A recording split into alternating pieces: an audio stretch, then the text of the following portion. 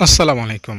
25-30 বছরের নামাজ না পড়ার যে গুনাহ বা নামাজে ভুল করার যেই গুনাহ বা নামাজ কাজা করার যে অপরাধ, সেগুলো যদি ক্ষমা হয়ে যায় তাহলে খুব খুব একটা বড় পাওয়া বা বড় ভাগ্যের বিষয় না? অবশ্যই। তো এই ক্ষমা কিভাবে পাবেন, কোন পদ্ধতি অবলম্বন করলে আপনি এই বিষয়টা হাসিল করতে পারবেন, সেই বিষয়টাই আজকের এই ভিডিওটাতে আমি আলোচনা করার চেষ্টা করব ইনশাআল্লাহ। প্রথমে একটা হাদিস আপনাকে শোনাই। আবু হুরায়রা রাদিয়াল্লাহু তাআলা আনহুর কাছে একজন নারী এসে, পর্দা করে নারী এসে বলতে লাগলেন, বোরকা পরে নারী এসে বলতে লাগলেন, আবু হুরায়রা শোনো, আমার না একটা গুনাহ হয়ে গেছে, আমার কি ক্ষমা হবে? আবু হুরায়রা বললেন, তুমি কি গুনাহ করেছো? সে বলল, আমি তো জেনা করতাম। জেনা করেছে, অনেক জেনা করেছে। জেনা করতে করতে তিনি বলতে লাগলেন যে আমার পেটে বাচ্চা লেগে গিয়েছে, আমি পরে বাচ্চা জন্ম দিয়েছি, আমার এই গুনাহ কি মাফ হবে? তো আবু হুরায়রা বললেন, মানে আবু হুরায়রা অনেকটা ধমকের সুরে বললেন, হুম, এত বড় গুনাহ করে আমার কাছে জানতে এসছো গুনাহ মাফ হবে কি না? তুমিও হালাক, তুমিও শেষ হয়েছো, ধ্বংস হয়েছো, আরেকজনকেও তুমি ধ্বংস করেছো। হ্যাঁ, তুমি নিজেও ধ্বংস হয়েছো, আবার অন্যকেও ধ্বংস করেছো। আল্লাহর কসম, তোমার জন্য কোনো ক্ষমা নাই। আল্লাহ তাআলার কসম করে আবু হুরায়রা বললেন, তোমার জন্য কোনো ক্ষমা নাই। আর আবু হুরায়রা কে জানেন? মনে করেন বর্তমান পৃথিবীতে যদি কোনো বড় হুজুর থাকে, তার কথা বর্তমান পৃথিবীতে সারা দুনিয়ার যিনি সম্মানের হুজুর, ধরেন তিনি কাবা শরীফের একজন বড় ইমাম, তো তিনি যদি কোনো কথা বলেন, আমরা মুসলিমরা সবাই তার কথা মেনে নেব, ঠিক না? তো আবু হুরায়রা ওই রকম মনে করেন বড় হুজুর ছিলেন ওই সময়। নবীজি সাল্লাল্লাহু আলাইহি সাল্লামের পরে তার সম্মান মর্যাদা অনেক ছিল। তো তার মতো একজন ব্যক্তিত্ব, তার মতো একজন হুজুর এই কথা যখন বলল, তখন মহিলাটা অনেকটা ঘাবড়ে গেল, মহিলাটা অনেকটা বেশি চিন্তিত হলো এবং চিৎকার মেরে বেহুশ হয়ে গেল।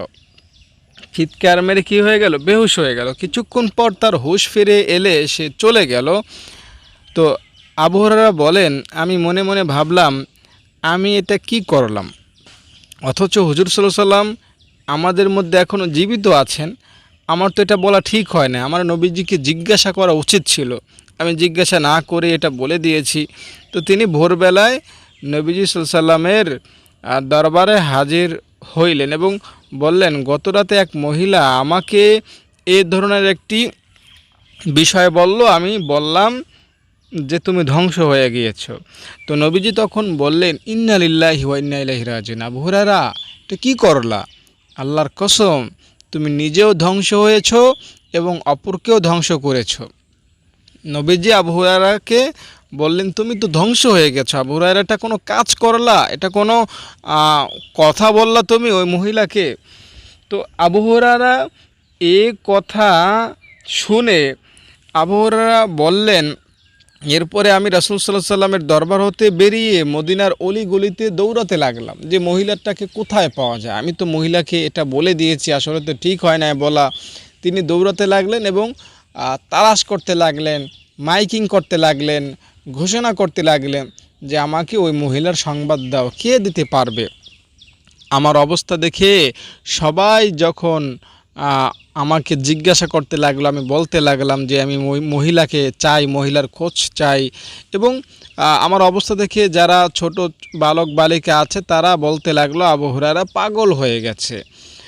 যখন রাত হলো, ওই নারীকে আমি আগের জায়গায় পেলাম, তাকে হুজুর সাল্লাল্লাহু আলাইহি সাল্লামের কথা বললাম, তাকে জানালাম তার জন্য তাওবার পথ খোলা আছে। এরপর সে খুশিতে এক চিৎকার দিয়ে উঠল। এরপর বলল, আমার বাগানটি মিসকিনদের জন্য সদকা করে দিলাম। দেখুন, এখানে একটা কথা আপনাকে বুঝাই, জেনা করতে করতে কি হয়েছে? বাচ্চা জন্ম দিয়ে ফেলেছে। তো এটা কিন্তু লং টাইমের একটা গুনাহ, অনেক বড় একটা গুনাহ। আর আপনারা জানেন জেনার গুনাহ কিন্তু ছোট খাটো কোনো গুনাহ না। নামাজ না পড়া যেমন বড় গুনাহ, জেনা করাও কিন্তু ওই রকমের বড় গুনাহ, ঠিক আছে? তো আপনি জেনা করলে যেই শাস্তি হবে আপনার, নামাজ না পড়লে তার চেয়ে একটু বেশি শাস্তি হবে, তবে দুটোটাই ভয়ঙ্কর লেভেলের গুনাহ। তো এইখানে আবু হুরায়রা যখন বললেন যে তুমি শেষ, তোমার আর ক্ষমা হবে না, এই কথাটা যখন নবীজিকে জানাইলেন, নবীজি বললেন না, তুমি ভুল বলেছ, এটা না, বরং তার জন্য ক্ষমা আছে। তো এজন্যই আমি বলছি, যারা এতদিন নামাজ পড়েন নাই, আল্লাহ তাআলা আপনাদের জন্য ক্ষমার সুযোগ রেখেছেন। যারা এতদিন জেনা করেছেন, যারা এতদিন গান বাদ্য শুনেছেন, হারাম পথে চলেছেন, আপনাদের ক্ষমার সুযোগ রয়েছে। রব আপনাদেরকে ক্ষমা করবেন, রব ক্ষমা করবেন, রব অত্যন্ত ক্ষমাশীল। নবীজি সাল্লাল্লাহু আলাইহি ওয়াসাল্লাম চান তার বান্দারা ক্ষমা পাক, তার বান্দারা নাজাত পাক। রব মহান আল্লাহ তাআলা চান না তার বান্দারা ক্ষমা না পাক, তার বান্দার জাহান্নামে যাক। রব মহান আল্লাহ তাআলা অত্যন্ত দয়ালু, তাই তিনি দয়া করে হাজারো পথ রেখেছেন ক্ষমা পাওয়ার জন্য।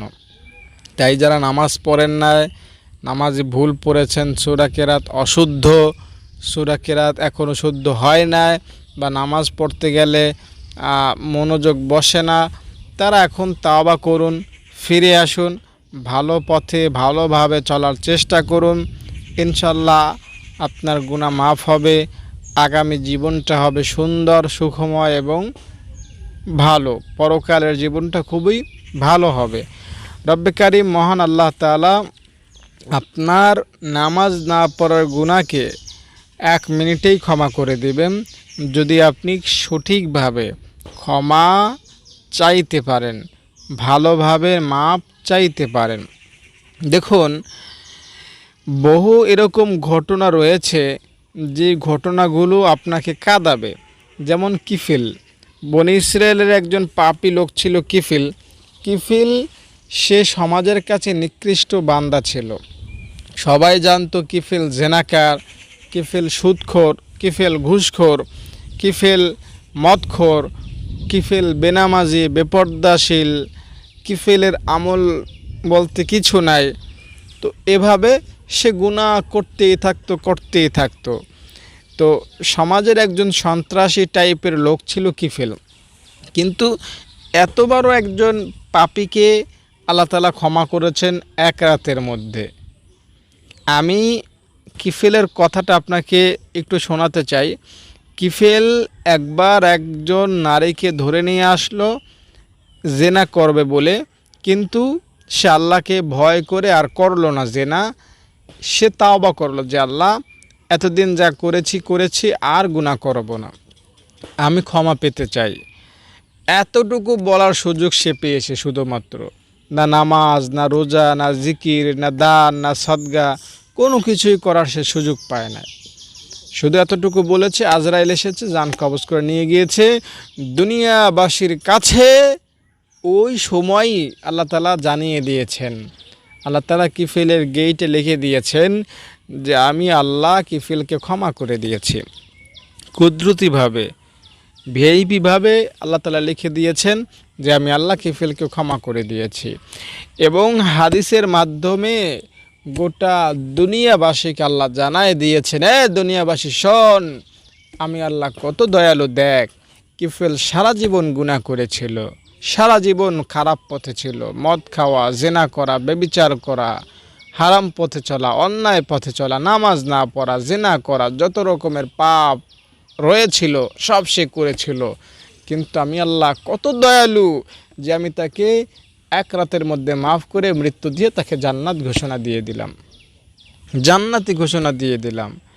তো আল্লাহ তাআলা আমাদেরকে সবক দিলেন, শিক্ষা দিলেন, আমাদেরকে এটা জানাইতে চাইলেন যে আমি আল্লাহ এত দয়ালু যে তোমরা যদি কিফিলের মতো এরকম জেনা করো, নামাজ না পড়ো, রোজা না রাখো, আমার কাছে পরও যদিও ক্ষমা চাও, আমি আল্লাহ কিন্তু ক্ষমা করেই ছাড়ব, ক্ষমা করেই দিব, কারণ ক্ষমা করাটা আমার ভালো লাগার জিনিস, ক্ষমা করতে আমার ভালো লাগে। তাই হতাশ হওয়ার কোনো কিচ্ছু নাই, হতাশ হওয়ার কোনো কিছু নাই। গুনাহ আপনার মাধ্যমে হবে, আপনি নামাজ পড়বেন না, রোজা রাখবেন না, আপনি খারাপ পথে চলবেন, এটা তো মিয়া একটা স্বাভাবিক জিনিস। দেখুন, আমাদের পিতার নাম হলো আদম আলাইহিসসালাম। তিনি জান্নাতে রইলেন এবং আল্লাহ আদম আলাইহিসসালামকে বললেন, আদম তুমি সব করতে পারবা, কিন্তু খবরদার ওই গন্ধম গাছের কাছে কিন্তু যাবা না। আল্লাহ তাআলা যেমন আমাদেরকে আদেশ করেছেন, বান্দারা দুনিয়াতে যা ইচ্ছা করো, তবে নামাজ না পড়া, রোজা না রাখা এগুলো কিন্তু করবা না, সুদ খাবা না, ঘুষ খাবা না। তো এরকম যেমন আমাদেরকে আল্লাহ তাআলা আদেশ করেছেন না, একদম খুব সতর্কভাবে আদেশ করেছেন আমাদেরকে। তো আল্লাহ তাআলা আদম আলাইহিসসালামকে সরাসরি আদেশ করেছেন, কোনো কিতাবে লিখার মাধ্যমে বা কোনো ফেরেশতার মাধ্যমে, এমন না। আল্লাহ তাআলা সরাসরি আদমকে ডেকে বলেছেন, আদম তুমি কিন্তু এই গাছের কাছে যাবা না। একদম সরাসরি আদেশ আল্লাহ তাআলার, এর চাইতে বড় আদেশ আর কি হতে পারে। আদম আলাইহিসসালাম থাকতে লাগলেন, গাইতে লাগলেন, খাইতে লাগলেন, বসবাস করতে লাগলেন, ঘুমাতে লাগলেন।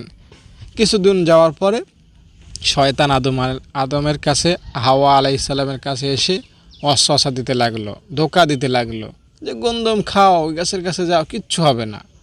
তো দেখুন, আদম আলাইহিসসালাম এবং হাওয়া আলাইহিসসালাম তারা হচ্ছেন পবিত্র মানুষ, আমাদের বাবা মা। হ্যাঁ, তারা আল্লাহ তাআলার এই কথাটাকে ভুলে গিয়েছেন। ভুলে গিয়ে শয়তানের ওয়াসওয়াসায় পড়ে ওই গাছের কাছে গিয়েছেন, গন্ধম ফল খেয়েছেন। পরেরটা তো আমরা জানি। তো আমরা হলাম তার সন্তান। আল্লাহ তাআলা আমাদেরকে কেমন যেন একটা শিক্ষা দিতে লাগলেন যে দেখো, তোমাদের পিতামাতাই তো আমার কথা মানে না, তোমাদের পিতামাতাই তো আমার আদেশ ভুলে গিয়েছে, তোমরা তার সন্তান, তোমরা তো বলে যাবে, এটা স্বাভাবিক। তো যখন ভুল হবে, যখন স্মরণ হবে, তোমাদের পিতামাতার মতো আমার কাছে মাপ চাইবা। আদম আলাইহিসসালাম ভুল করেছেন, তোমাদের পিতা ভুল করেছেন, কিন্তু 350 বছর আমার কাছে কান্নাকাটি করেছেন। তো তোমরাও ভুল করবা, এরপরে আমার কাছে কান্নাকাটি করবা, আমি মাফ করে দেব। তো এই সিস্টেমটার মধ্যে দিয়েই আপনাকে যেতে হবে। ভুল হবে মাপ চাইব, ভুল হবে মাপ চাইব, ভুল হবে মাপ চাইব। বুঝতে পেরেছেন? দেখুন, শয়তানকে আল্লাহ তাআলা এত পাওয়ার, এত ক্ষমতা, এত অ্যাকশন, এত দাপট, এত শক্তি দিয়েছেন যেটা আপনি ভাবতেও পারেন না। শয়তানকে আল্লাহ তাআলা কিয়ামত পর্যন্ত হায়াত দিয়ে রেখেছেন। শয়তানকে আপনার রগে রগে, উপসেরায় প্রবেশ করার স্বাধীনতা, সুযোগ, শক্তি এবং এখতিয়ার দিয়েছেন। তো শয়তান আমাদেরকে ওয়াসওয়াসা দিবে, ধোঁকা দিবে, শয়তান আমাদেরকে গুনাহের পথে রাখবে, গুনাহের কাজ করাবে, এটা খুব স্বাভাবিক। তাই গুনাহ হয়ে গেলে অবশ্যই মাপ চাইব, গুনাহ হয়ে গেলে অবশ্যই ক্ষমা চাইব, রবের কাছে দোয়া পড়ার মাধ্যমে, রবের কাছে আমল করার মাধ্যমে মাপ চাইব, রব ক্ষমা করে দিবেন। বিশেষত নামাজ না পড়া এটা অনেক চরম লেভেলের গুনাহ। যারা নামাজ নিয়ে অবহেলা করে, নামাজ নিয়ে খামখেয়ালি করে, অশুদ্ধ পড়ে নামাজ নিয়ে গুরুত্ব দেয় না নামাজকে, তাদেরকে চরম শাস্তির আওতায় আনবেন আল্লাহ তাআলা, এটা নিশ্চিত মাথায় রাখবেন। তবে যারা এখন শুধরাবে, যারা এখন শুধরাবে, এখানে দুইটা পয়েন্ট। একটা হলো নামাজ পড়ে না, এখনও পড়ে না, ভালো হওয়ার কোনো চিন্তা ফিকির নাই, তো তাদের তো ক্ষমা পাওয়ার কোনো অপশন নাই। কিন্তু যারা এতদিন নামাজ পড়ে না বা পড়েছে, ভুল পড়েছে, নামাজ কাজা করেছে, এখন ওগুলো আর করতে চায় না, তো তাদের জন্য কিন্তু অপশন রয়েছে, সরাসরি জান্নাত পাওয়ার, সরাসরি মাপ পাওয়ার, জাহান্নাম থেকে বাঁচার অবশ্যই অপশন রয়েছে। তাই আপনারা যারা এতদিন ভুল করেছেন, অন্যায় পথে রয়েছেন, অন্যায় পথে ছিলেন, হতাশ হবেন না। নামাজ নিয়ে যারা অবহেলা করেছেন, ভয় পাবেন না, এই দোয়াটা পড়বেন, সুবহানাকাল্লাহুম্মা বিহামদিকা আশহাদু আল্লা ইলাহা ইল্লা আনতা আস্তাগফিরুকা ওয়া আতুবু ইলাইক। এটা একটা আল্লাহ তাআলার প্রশংসামূলক ইস্তেগফার। এইখানে আপনি আল্লাহ তাআলার প্রশংসা করতেছেন এবং নিজে যে ছোট, নিজে যে একদম কোনো ক্ষমতা নিজের নাই, সব ক্ষমতা আল্লাহ তাআলা। আল্লাহ তাআলা মাফ করলে মাফ পাবেন, জান্নাত দিলে জান্নাত পাবেন, না মাফ করলে মাফ পাবেন না, না দিলে জান্নাত পাবেন না। এই কথাটা পরিষ্কারভাবে আল্লাহকে বলতেছেন যে আল্লাহ তুমি সব, আমি তো মশা মাছির মতো না, তুমি আমাকে যেমন রাখবা তেমনই আমার থাকতে হবে, আমাকে মাফ করে দাও আল্লাহ, মেহেরবানি করে আমাকে দয়া করো, মায়া করো, অনুগ্রহ করো। তো এই কথাটা আল্লাহ তাআলা কি দোয়াটার মাধ্যমে বলতেছেন। তাই যারা নামাজ পড়েন না, এখন থেকে নামাজ পড়বেন, আর নামাজ শেষে যখনই মসজিদ থেকে বের হবেন দোয়াটা একবার পড়বেন। আর মা বোনরা যখনই নামাজ থেকে অবসর হবেন, সংসারে কাজকর্ম করবেন বা অন্য কাজে লিপ্ত হতে যাবেন, তখন এই দোয়াটা একবার পড়ার মাধ্যমে নামাজ শেষ করবেন। সুবহানাকাল্লাহুম্মা বিহামদিকা, নামাজ শেষ করবেন মানে নামাজের জায়গা থেকে উঠবেন, আসসালামু আলাইকুম বলে তো নামাজ শেষ করবেন। তারপরে দোয়া দরুদ যদি পড়বেন। তারপরে সব শেষে যখন নামাজের জায়গা ত্যাগ করবেন, তখন আপনি এই দোয়াটা একবার পড়ার চেষ্টা করবেন। এতে করে আপনার অনেক লাভ হবে, আপনার গুনাহ মাফ হওয়া, আপনার নাজাত পাওয়া, এগুলোর জন্য যথেষ্ট হবে। আরেকটা দোয়া আপনাদের সাথে আমি শেয়ার করি। আলহামদুলিল্লাহি ওয়াসসালামু আলা ইবাদিহিল্লাযীনা ইসতাফা আম্মা বা'দ। আলহামদুলিল্লাহি ওয়াসসালামু আলা ইবাদিহিল্লাযীনা ইসতাফা আম্মা বা'দ। আলহামদুলিল্লাহি ওয়াসসালামু আলা ইবাদিহিল্লাযীনা ইসতাফা আম্মা বা'দ। এটা যদি পড়েন তাহলেও আপনার গুনাহ ইনশাআল্লাহ মাফ হবে, তাওবার নিয়ত যদি পড়েন। কারণ এখানে রয়েছে আলহামদুলিল্লাহ, সর্বোত্তম দোয়া। আলহামদুলিল্লাহ হলো সবচাইতে শক্তিশালী দোয়া, নবীজি বলেছেন। এবং এখানে রয়েছে দুরুদ শরীফ, রাসূল সাল্লাল্লাহু আলাইহি সাল্লামের জন্য কি রয়েছে? দুরুদ শরীফ। দুরুদ যেখানে রয়েছে, ক্ষমা সেখানে রয়েছে। উত্তম দোয়া যেখানে রয়েছে, ক্ষমার নিশ্চয়তা সেখানে রয়েছে। তাই এই উত্তম দোয়া, এই উত্তম দুরুদটা আপনি একসাথে এভাবে পড়বেন। আলহামদুলিল্লাহি ওয়াসসালামু আলা ইবাদিহিল্লাযীনা ইসতাফা আম্মা বা'দ। অনেকেই বিশুদ্ধভাবে পড়তে পারেন না, তাদের জন্য আবারও বলছি, আলহামদুলিল্লাহি ওয়াসসালামু আলা ইবাদিহিল্লাযীনা ইসতাফা আম্মা বা'দ। আম্মা বা'দ এই দোয়াটার সহজ অর্থ হলো সমস্ত প্রশংসা আল্লাহ তাআলার জন্য এবং দুরূদ ও সালাম প্রিয় নবী মুহাম্মদ সাল্লাল্লাহু আলাইহি সাল্লামের জন্য। আলহামদুলিল্লাহি ওয়াসসালামু আলা ইবাদিহিল্লাযীনা ইসতাফা আম্মা বা'দ। আলহামদুলিল্লাহি ওয়াসসালামু আলা ইবাদিহিল্লাযীনা ইসতাফা আম্মা বা'দ। প্রশংসার যত রকম আছে, ধরন আছে, শ্রেণী আছে, বিভাগ আছে, সব রবের জন্য, আল্লাহ তাআলার জন্য। এবং দুরূদ ও সালাম আমাদের জন্য মনোনীত মুহাম্মদ সাল্লাল্লাহু আলাইহি ওয়াসাল্লামের জন্য। এই দোয়াটাও যদি পড়তে পারেন সঠিকভাবে তাওবার নিয়তে, তাহলেও আশা করি আপনার গুনাহ ক্ষমা হবে, আপনার নামাজ না পড়ার যে অপরাধ সেটা মাফ হবে। তবে এখানে একটা কথা বলি, আপনাকে বলি। কথাটা হলো, আপনি ক্ষমা চাইলেন কিন্তু পরে আর নামাজ ঠিক করলেন না, নামাজ আগেও কাজা করতেন এখনও কাজা করেন, আগেও ছাড়তেন এখনও ছাড়েন, তাহলে কিন্তু হবে না। এখন থেকে আপনাকে পরিপূর্ণ নামাজে ঢুকতে হবে। একটা ঘটনা আপনাকে বলি, আল্লাহ তাআলা কতটা ক্ষমাশীল আপনি বুঝতে পারবেন। ইউনুস আলাইহিস সালাম তার জাতিকে আল্লাহ তাআলার কথা বলতে লাগলেন, কিন্তু তারা মানতে লাগলো না। তো ইউনুস আলাইহিস সালাম বললেন যে তোমরা আগামীকালকে আযাবে ধ্বংস হয়ে যাবা, আমি বলে দিলাম তোমরা শেষ হয়ে যাবা, আল্লাহ তাআলাকে মানো, আমি লাস্ট বলে দিলাম। তারা বলল যাও যাও দেখে নেব, আযাব আসলে দেখে নেব। তো সবাই এই কথা বলল, ইউনুস আলাইহিস সালাম চলে গেলেন। পরের দিন ইউনুস আলাইহিস সালামের কথা মতো আকাশটা যখন মেঘাচ্ছন্ন হলো, যখন মুষলধারে বৃষ্টি হবে, শিলা বৃষ্টি, পাথরের মতো এরকম শিলাগুলো পড়ে তাদের মাথায় পড়ে চূর্ণ বিচূর্ণ হয়ে যাবে যখন, তখন তারা ভাবতে লাগলো, আরে ইউনূস তো বলেছিল আযাব আসবে, আযাব তো আসতেছে, এখনই তো মাপ চাইতে হবে, তা না হলে শেষ হয়ে যাব।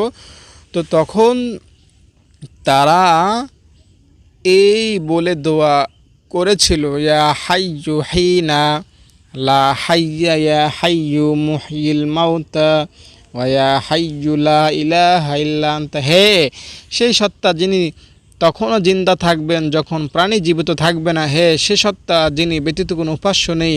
তারা যখন এই দোয়া করলো, আল্লাহ তাআলা তাদের থেকে শাস্তি সরিয়ে দিলেন। হযরত হাসান বসরি রহমতুল্লাহ বয়ান করেন, হযরত ইউনূস আলাইহিস সালামকে আল্লাহ তাআলা যখন মাছের পেট থেকে মুক্তি দিলেন, তিনি ফিরে এলেন এবং তার জাতির এক রাখাল বালকের নিকট দিয়ে গেলেন। সে বকরি চড়াচ্ছিল। হযরত ইউনূস আলাইহিস সালাম তাকে জিজ্ঞাসা করলেন, হে আল্লাহর বান্দা, তুমি কে?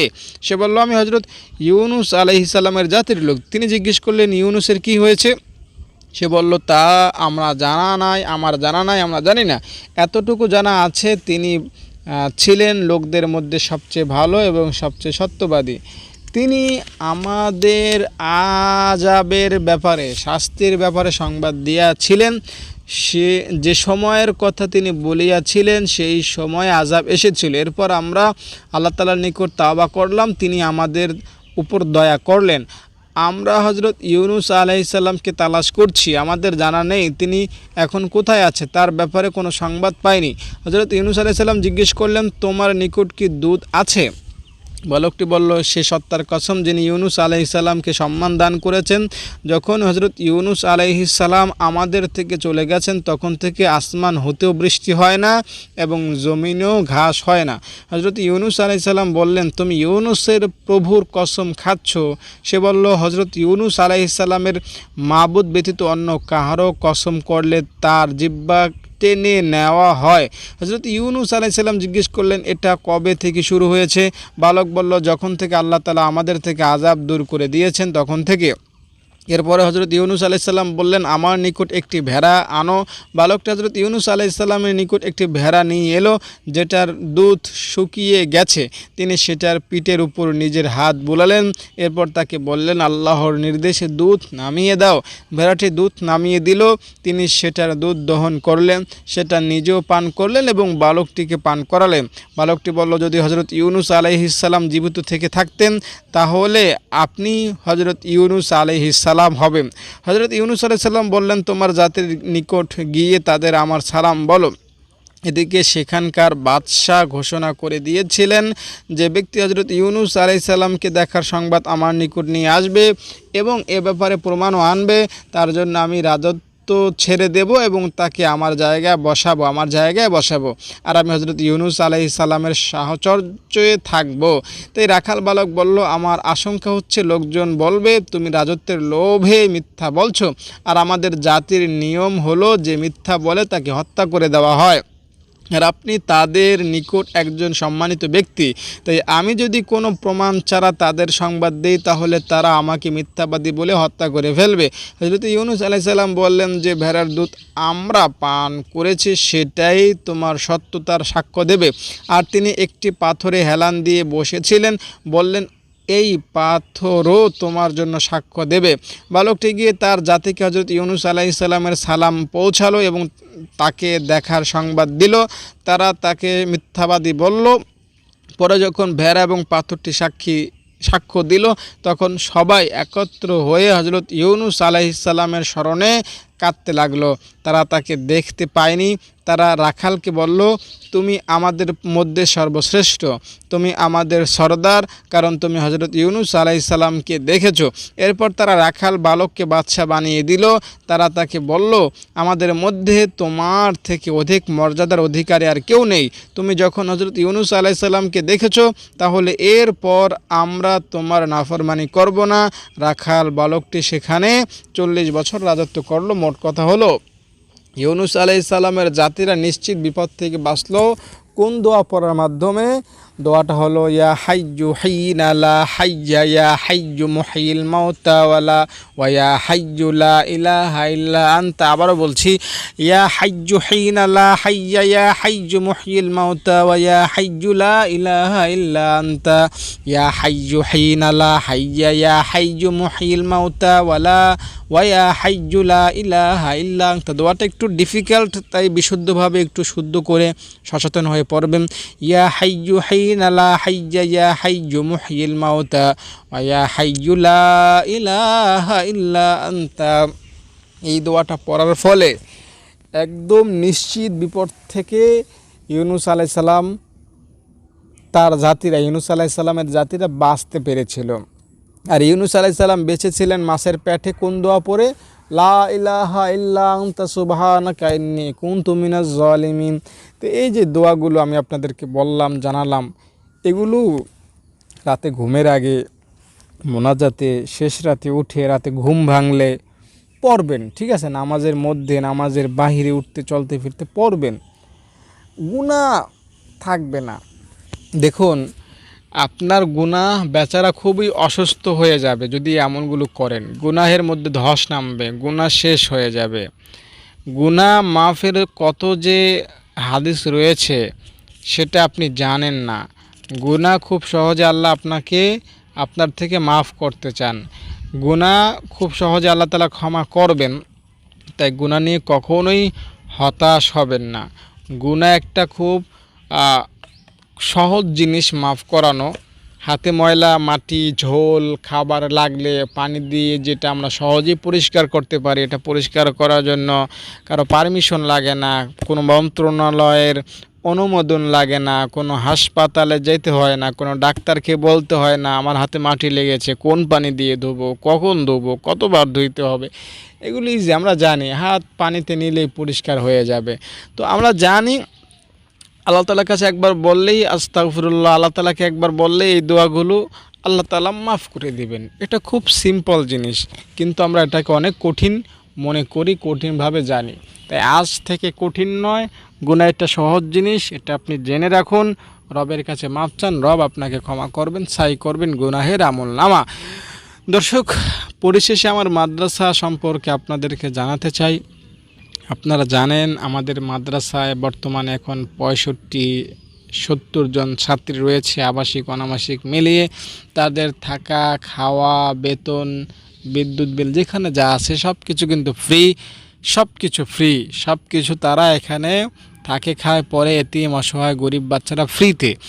এই যে টাকাগুলো খরচ হয় এগুলো আপনারা বিকাশে, নগদে, ব্যাংকে পাঠান, সেগুলো দিয়ে আমি মাদ্রাসা চালাচ্ছি। তাই আপনাদের কাছে উদাত্ত আহ্বান থাকবে, আপনারা আমাদের মাদ্রাসা দেখতে আসবেন, খেয়াল রাখবেন, যোগাযোগ রাখবেন, ভিডিও কলে ফোন দিয়ে সব কিছু দেখা চেষ্টা করবেন। মোটামুটি নিজের একটা পরিবার মনে করবেন আমাদের এই মাদ্রাসাটাকে। আশা করি আপনারা অনেক অনেক সওয়াব পাবেন, অনেক সওয়াব পাবেন সদকায়ে জারিয়া হিসাবে। দর্শক, ভালো থাকেন, আপনারা সুস্থ থাকেন। আসসালামু আলাইকুম। আলহামদুলিল্লাহ, আমার এতিম বাচ্চাদের জন্য, এতিম ছাত্রীদের জন্য 1 মাসের খাবারের ব্যবস্থা করতে পারলাম একজনের অনুদানের মাধ্যমে। আলহামদুলিল্লাহ। আমার ছাত্রী এখানে 14 বস্তা চাল আছে, 1 বস্তা ডাল, 65 কেজি আলু, এখানে 25 কেজি পেঁয়াজ এবং আদা, রসুন, গরম মশলা, ওইখানে 20 লিটার তেল সহ, ওইখানে মরিচ সহ যেখানে যা লাগে, শনি, রবি, সোম, মঙ্গল, বুধ, বৃহস্পতি, শুক্র, যেখানে যে রুটিন দেয়া আছে সেই রুটিন মাফিক আমি খাবারের চেষ্টা করব ছাত্রীদেরকে ইনশাল্লাহ। এখানে যথেষ্ট পরিমাণে লবণ আছে, আর মাদ্রাসার ফ্রিজ এখানে আছে, মাদ্রাসার ফ্রিজে যথেষ্ট পরিমাণ খাবার আমি কিনে রেখেছি অনুদানের মাধ্যমে। এখানে মাছ আছে যথেষ্ট পরিমাণ, বড় ফ্রিজ, এখানে নিচে কোরবানির মাংস আছে। আলহামদুলিল্লাহ, ইনশাআল্লাহ আমি আমার ছাত্রীদেরকে, এতিম বাচ্চাদেরকে খাওয়াতে পারবো পুরো মাস জুড়ে ইনশাআল্লাহ। আর আমার এতিম ছাত্রীরা এখানেই থাকে, আমি আপনাদেরকে একটু লাইনে দেখাচ্ছি। দেখেন, এটা হলো আমার এতিম বাচ্চাদের থাকার মাদ্রাসার জায়গা। এখন দেখতে হচ্ছে ছাত্রীরা ঘুমাচ্ছে, জোহরের আগে পর্যন্ত পড়েছিল, এখন আরামে ঘুমাচ্ছে তারা। আসরের আগে নামাজের জন্য উঠাই দেবো, এরপরে বিকালে খেলাধুলা করবে, এরপরে সারা রাত্র অর্থাৎ 10টা পর্যন্ত পড়াশোনা করবে, এরপরে আবার ঘুমাবে, এরপরে 3:30 বাজে তাদেরকে জাগিয়ে দেবে। এভাবেই তারা দৈনন্দিন এখানে খাচ্ছে, দাচ্ছে এবং পড়াশোনা করছে, কোরআন শিখছে। আলহামদুলিল্লাহ।